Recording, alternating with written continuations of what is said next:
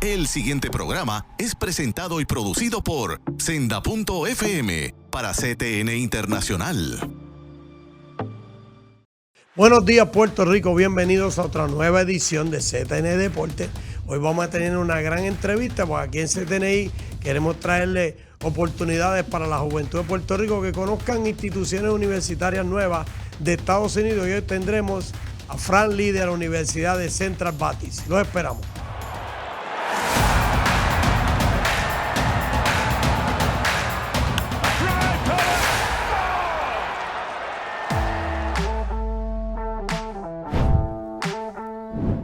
Regresamos a CTNi Deportes. Hoy tenemos la gran visita a través de Zoom de Sterlyng Claypoole, director de admisiones de la Universidad Central Baptist College en Arkansas, y Franklee, reclutador de la universidad. Hey guys, how are you doing? Welcome to the show. We're doing great. Thank you for having us. Yeah, thank you. Appreciate it, Pedro. Guys, we here in CTNi Deportes, we want to give you opportunity to the students in Puerto Rico to have the opportunity to see different options to go to school in U.S. Why CVC can be an option for the students for Puerto Rico? Well, as you remember, Pedro, when I came down 2 years ago, I left there realizing it was going to be very difficult for us to get students from Puerto Rico here to Central Baptist College. But when I got back, we were able to sit down, and it took about 3 months to work it. But we came up with a scholarship system that I felt was good for the young men and women from Puerto Rico, as well as other not countries, but other states outside of the U.S. that are part of the I can't even think of the word I'm looking for right now, but You mean you guys built a situation that you bring a scholarship for the Puerto Rican students? Tell me about that. Absolutely. Yes, so we put together this scholarship, and it's a portion that is institutional. So Central Baptist College provides this scholarship, and then each sport is able to add up to $4,000 per student on an athletic side. So that was the thing that was holding us up. We had the institutional money, but we couldn't do both. We couldn't stack scholarships. But this new program we were able to start last year really opened up the door for us to be able to get young men and women. And this year, I'm happy to say we have 14 young men and women from Puerto Rico here on campus. That is a good starting point for us. We would like to increase that in numbers in years to come and just continue to build that relationship. It's been very, very good. There is a little bit of a language barrier, but our professors have worked unbelievable with our Spanish-speaking young men and women from Puerto Rico. And we have students that are from other Spanish-speaking countries here as well. And they've been able to work very well together to make this be very, very viable for both the institution and the student. Mr. Claypoole, what is the opportunities recruiting-wise, for the admission standpoint that you want to recruit? What kind of student that you really want? Well, I would say that we want the quality students that can come from your states, from your country, to have the opportunity to come to the United States and gain the education that they want, and then even use that here in the States, or even better, to go back to their country and provide that quality education that the U.S. can give them and the skill sets so that they can continue to grow their country that they so love. We want the top level students, and just like Frank said, we have the opportunity now on a financial basis to be able to stack institutional money along with athletic money or performance money that can increase the level.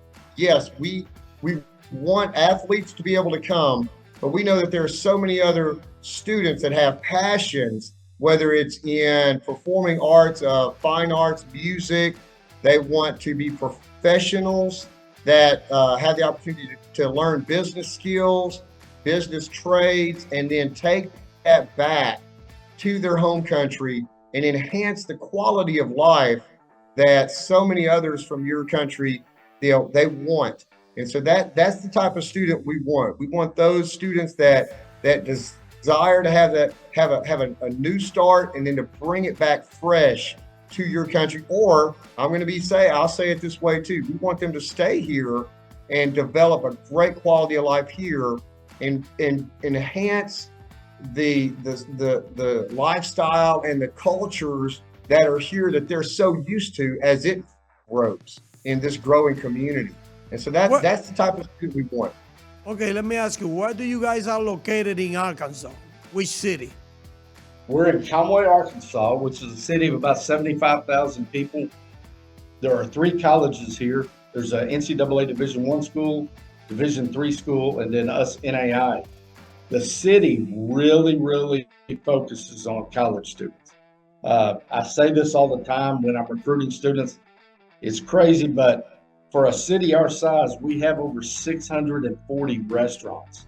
So the city is really, really trying to enhance the student athlete, performing student, whatever they may be, enhance their time in Conway.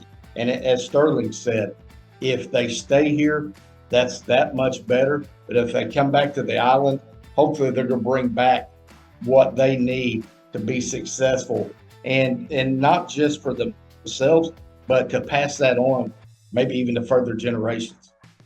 Let me say this because we got to go. Let me tell you this. We're going to make a pause now. We got a commercial TV break now for a few seconds. Then we're gonna come back with Central Baptist University staff.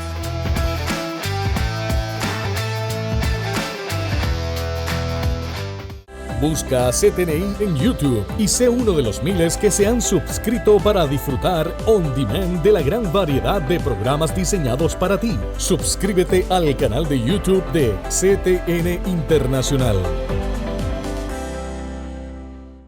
En Senda FM nos dedicamos a traer los éxitos musicales que marcaron tu vida. Que su fidelidad.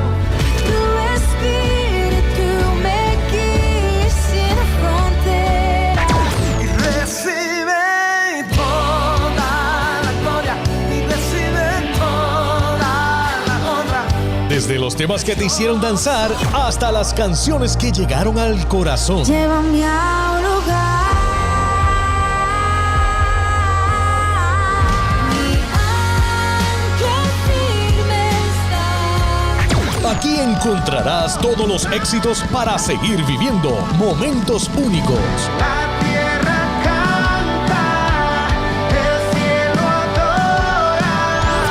No hay lugar más alto, más grande que estar a tus pies. Senda FM.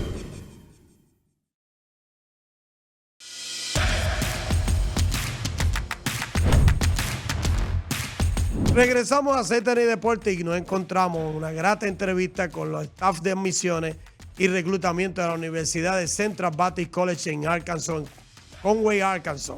Excelente universidad en los Estados Unidos.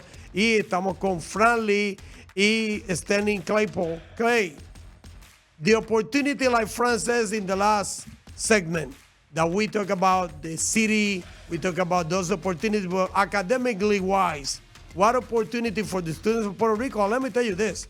We are a Christian TV station.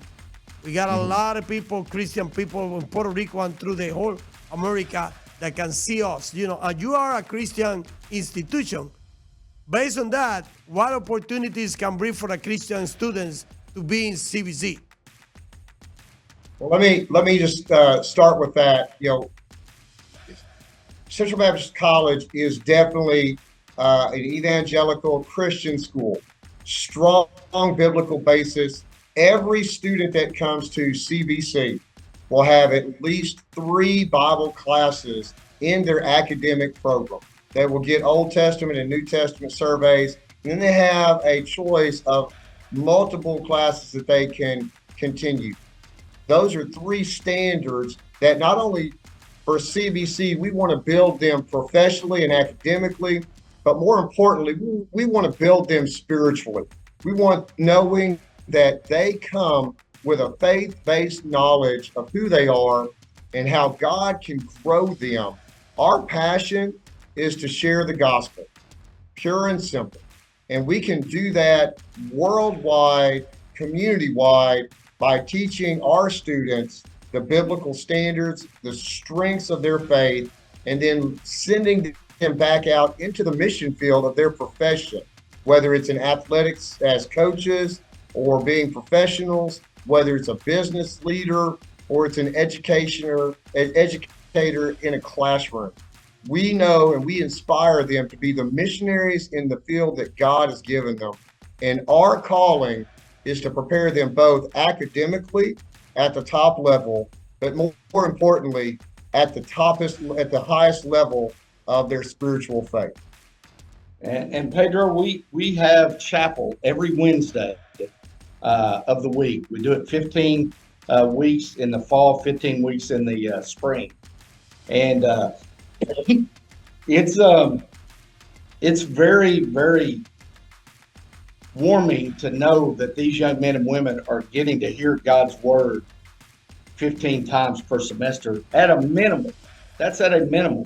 But our professors are very strong in their faith.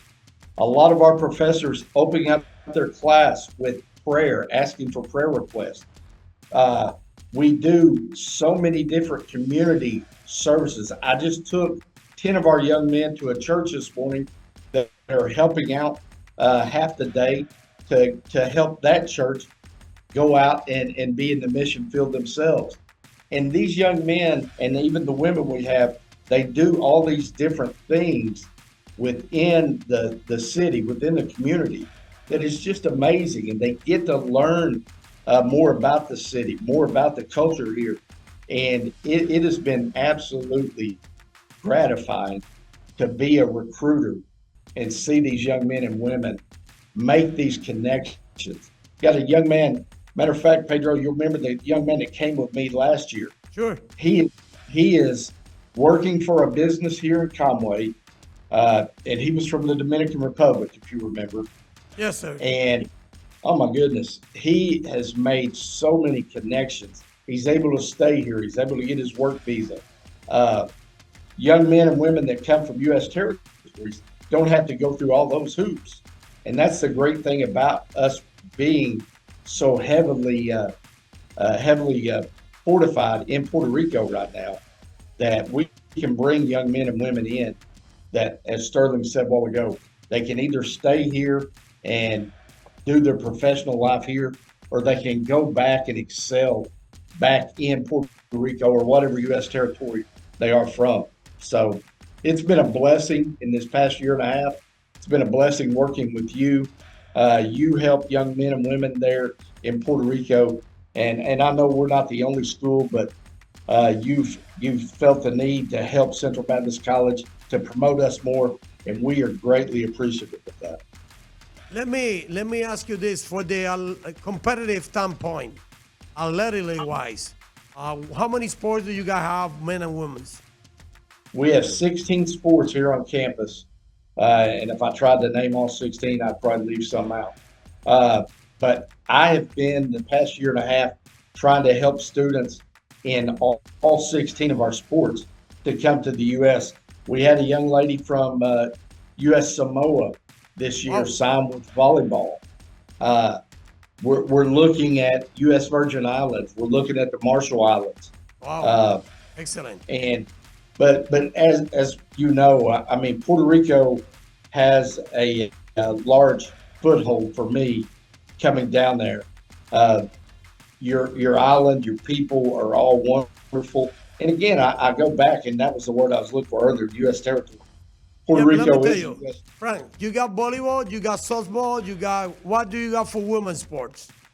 So for women's sports, we have collegiate basketball for girls, for ladies. We have volleyball. We have track and field and cross country. We have softball that we were working with for them. So those are our ladies sports that we have. We have men's basketball. We have baseball, obviously, because you guys are working hand in hand today, and it's more baseball athletes. We have full competitive wrestling, and we've had some interest in even female wrestlers. So that's an idea that we're even proposing on that regard. We got men's soccer, we got ladies soccer as well, and as well as we have men's cross country and track. So those are our 16 that we are really encompassing in. And you asked about the competitiveness. Hey, we may be a smaller school, but we are high caliber and top quality in the competitiveness. Our men went to the Elite Eight last year in basketball, phenomenal. Baseball, as you know, Frank doesn't have to toot that horn too loud, but men went all the way to the top and just got put out just by literally one run. And so we want, and our athletes, our coaching staff, and our campus, we expect the top quality, and that's what we have. And we bring in students, players that can be even at the developmental stage of their career, and then excel up into the varsity level. And many of them, some transfer out to 1A schools hey guys. or division. Oh, sorry about that. Finalize. Sorry. Go ahead. Yeah. So a lot of our students they'll stay here 4 years and they'll play their collegiate career with us, or they go to the next level to play from the NIA all the way up to Division I NCAA. So we have some great competitive athletes and coaching staff that put our guys and girls into the top levels. Hey, this is amazing. Sounds amazing. I know the CBC. I've been there, front nose, and this is a great school with a new housing. This is amazing and a great opportunity for Puerto Rico. I really appreciate, guys, to having you both here, to get the opportunity to you talking to the people in Puerto Rico about the opportunity that CBC can offer. Thank you. Thank you so much for having us. Vamos a una pequeña pausa y regresamos.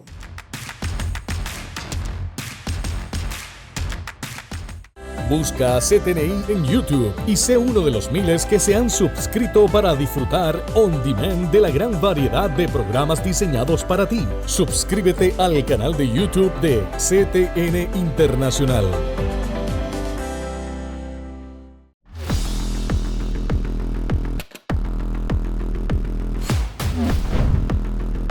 Regresamos a CTNi Deportes y como ya empezamos la semana anterior, tenemos el segmento de la voz del fanático y hoy lo tenemos en vivo en el estudio, una fanática del pueblo de Carolina, Léon Rodríguez. Léon, ¿cómo te encuentras? Un placer tenerte. Me encuentro bien, gracias al Señor. Se te nota que estás un poquito nerviosa, ¿verdad? Sí, claro. No, esto es normal. Mira, ¿qué tienes ahí? Porque, ¿verdad, fanático? Tenemos que darle la oportunidad a ustedes que opinen. Y tenemos esta fanática joven, 20 añitos, ¿verdad? Estudiante universitaria. Y que ella es bien aferrada al deporte de béisbol. Practicó el deporte del esgrima en un momento dado, sí, ¿verdad? Llegué a practicar. Pero el béisbol le apasiona. Así que vamos a ver qué ella nos trae aquí. Léon, ¿qué tienes ahí? Pues mira, a mí me gustaría hablar sobre la serie de los playoffs.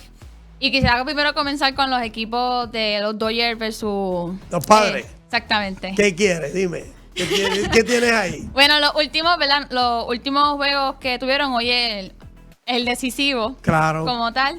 Pero ellos ganaron, los Padres de San Diego ganaron 2 juegos corridos. El primero de esos que ganaron corrido fue casi a 0 los Dodgers. El segundo ganaron por 1 carrera y el último no hicieron nada de carrera. Y pues yo quisiera saber cómo tuviste el juego, por qué tú crees que no hicieron carrera. Quizás estaban confiados de que hayan ganado ya 2 corridos y que iban a ganar contra los Dodgers. Pues mira, para aclararte, la serie se dividió 1-1 primero. Ganaron el primero los Dodgers, después vino San Diego y ganó. Después vino San Diego y ganó corrido en San Diego. Y ahí, pues los Dodgers sintieron la presión, pues lógicamente, como tú sabes, la inversión de los Dodgers es casi de $1 billón o más de dólares.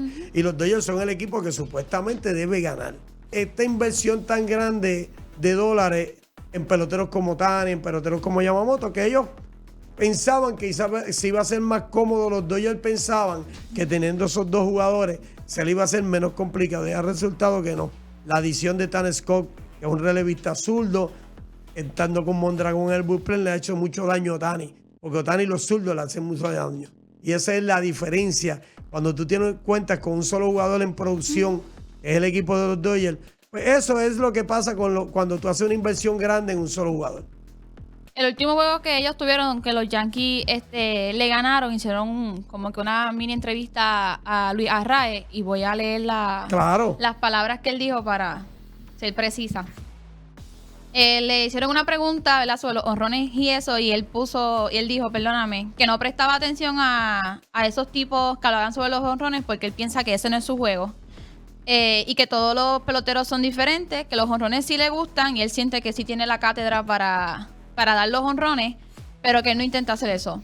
Y eso lo dijo en el juego que perdieron 1-0. ¿Tú piensas que esa cátedra que él tiene para hacer honrones era necesario, o piensas que fueron otros factores que impidieron? Lo que pasa es que Arraez es este jugador de la vieja escuela. Si tú buscas los números de Arraez, es un jugador que con corredores en posición de anotar batea 340 o más. Y tú te imaginas si Arraez estuviera en el equipo de los Yankees, en el equipo de los Mets, en un equipo como Filadelfia. O sea, estamos hablando de un jugador que si fuera primer bate, Aaron Judge hubiera logrado empujar 170 o 180 carreras por el porciento de envasarse, que es bien importante en el juego de béisbol.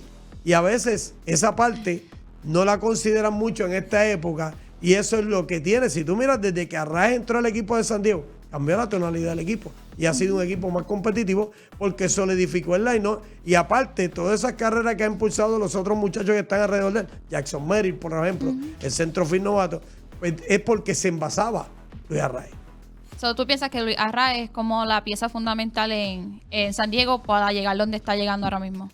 Vuelvo y te repito, si tú sacas a Luis Arraez tal vez del equipo de San Diego, sí fuera competitivo, pero tal vez la producción ofensiva del equipo no fuera la misma.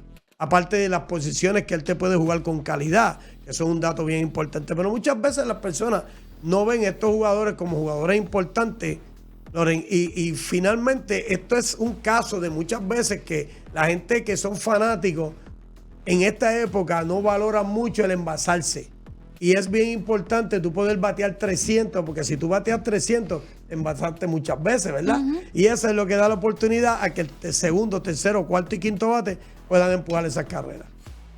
También viendo los juegos de los playoffs, vi por primera vez bateando para los Yankees el hermano de Acuña. ¿Para los Mets? Sí.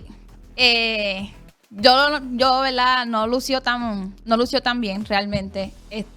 Yo digo que le estaba bateando a todo y su ponche fue intentando darle una bola que le estaba hasta por su cabeza. ¿Qué tú piensas? ¿Piensas que es por la presión de que está en un buen equipo, que está en el playoff, quería lucirse, quería, ¿verdad?, demostrar que él merece estar ahí? ¿No lució? Es como todo novato. Quiere llegar a Grandes Ligas, quiere impresionar, viene de Liga Menor con buenos números, y esa es la diferencia con esos jugadores novatos. Puedes tener esos jugadores novatos como él, y vamos a hablar de un caso particular parecido, que es Mark Viento, el tercera base de los Mets, que ha cometido varios errores en unas situaciones clave con corredor en tercera, pero tienen la madurez de poderse reinventar rápidamente, de organizarse rápido, y yo creo que Acuña va a ser este jugador de mucho impacto en los Mets por años por venir, y yo creo que esas son las emociones, ¿verdad?, que tú aportas al juego. Unos días salen bien, otros días no salen bien, pero es parte del proceso de tú adaptarte al sistema de Grandes Ligas. ¿Y cómo tú lo ves en comparación con su hermano? Yo te ¿Lo ves más ¿verdad? Que interrumpa? ¿Lo ves como que puede lograr lo que el hermano ha logrado en más corto tiempo en Grandes Ligas? ¿Sientes que va a tomar más tiempo que el hermano? Yo creo que son dos jugadores totalmente diferentes. Tienen similitudes, pero son totalmente diferentes. ¿Por qué? Porque el estilo de juego de Luis Ángel Acuña es diferente al del hermano. ¿Por qué? Porque el hermano juega outfield. Él está en una posición en el infield que es primaria, que si es segunda.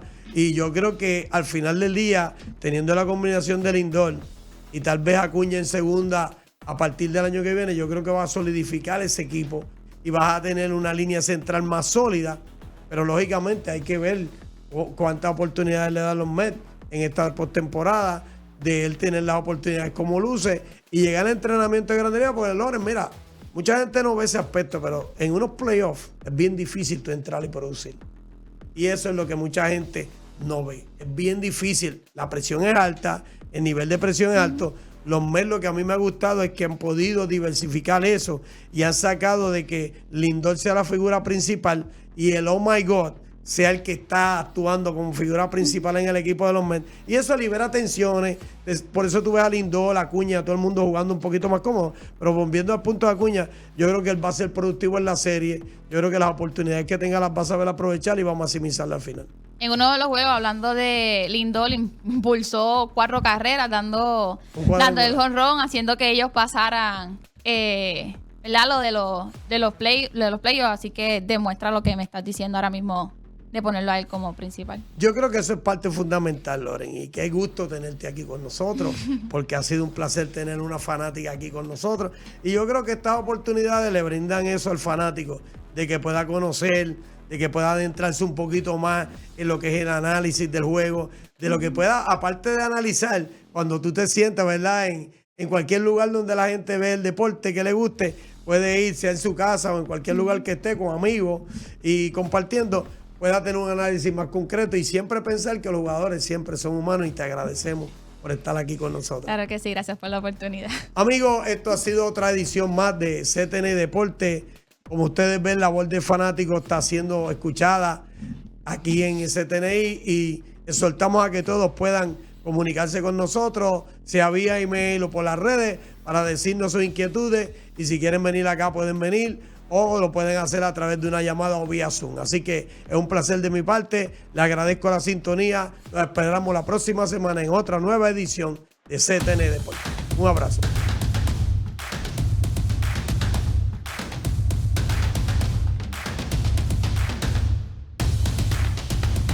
El pasado programa fue presentado y producido por Senda.fm para CTNi Internacional.